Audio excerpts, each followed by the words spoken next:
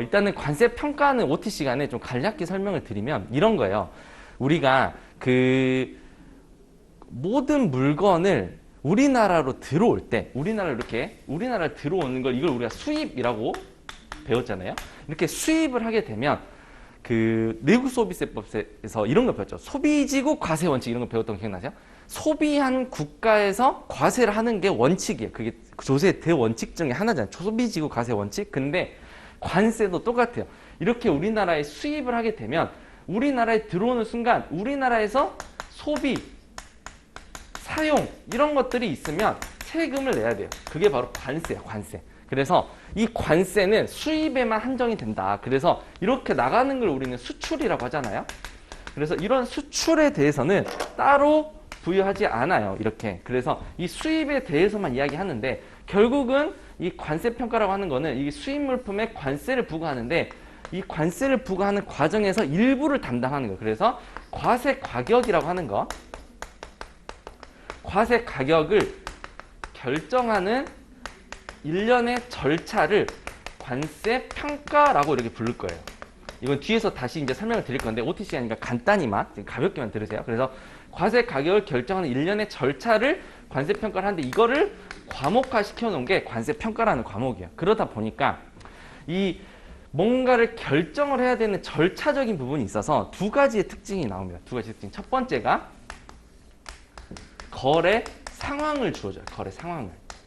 거래 상황이라는 게 그 수입이 되고 있는 이런 상황들 있잖아요. 어떤 물건이 우리나라로 들어오고 그리고 그 물건의 가격은 뭐 어떻게 되고 막 이런 것들 있죠. 그런 전체적인 상황을 주어질 거예요. 문제에서. 그리고 두 번째, 계산 형태가 나올 수 있다. 숫자가 나온다는 거죠. 그래서 다른 과목들 뭐 우리 관세율법 품목분류 이런 데서 숫자가 나오지만 그거는 진짜 말 그대로 숫자잖아요. 뭐 1, 2, 3, 4 뭐 그런 숫자인데 여기에서 말하는 숫자는 계산을 해야 되는 숫자가 좀 나요. 왜냐하면 과세 가격이라는 거를 결정해야 되니까. 그래서 여러 가지 상황을 주고 그 상황 속에서 가격을 좀 결정해야 되는 부분들이 있을 수 있다. 그래서 전체적으로 과목으로 보면은 요런 과목이다 라고 보시면 되고 1년차 때 공부 정말 제일 열심히 하는 시기죠. 열정이 가장 높잖아요. 열정이. 하루에 막 한 10시간 이상 기본적으로 하죠. 그리고 1년차 때 하고 이제 2년차 딱 되면은 이때는 다들 합격할 거라고 생각을 딱 하죠. 합격할 거 생각을 해요. 그리고 실력이 이때 많이 올라와요. 근데 막상 1년차, 2년차, 이 2년의 시간을 보내면서 시험장에 딱 2년차 때 들어가 보면 어떤 게 되냐면 공부 포인트가 약간 달랐네? 그러니까 나는 정말 열심히 하고 열심히 외웠는데 내가 진짜 외워야 되는 거랑 내가 서술해야 되는 그 공부 방법이 조금 틀렸네를 이때쯤 보통 깨달아요. 그래서 이제 3년차를 가거든요. 그래서 보통은 3년차에 이때 합격을 좀 많이 하시는 편이고 그리고 이때 좀 아쉽게 떨어지면 4년차 이때까지는 보통은 합격을 하죠. 그러니까 사실 여기까지 안 가고 여기서 합격하면 제일 좋은데 여기서 합격하려면 뭘 잘해야 되겠어요? 그러면은 공부 방법 이 방법이 확실해야 돼요.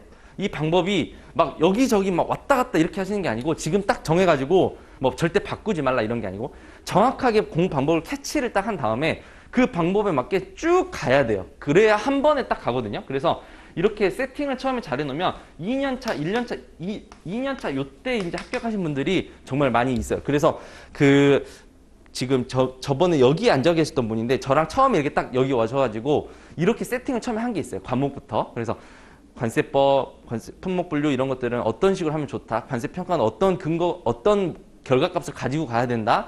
그런 것들을 이제 처음에 세팅을 잘 해서 2년차에 딱 합격하신 분이 있거든요. 그래서 이렇게 이제 방법에 대해서 항상 고민을 하시고 잘 가셔야 된다.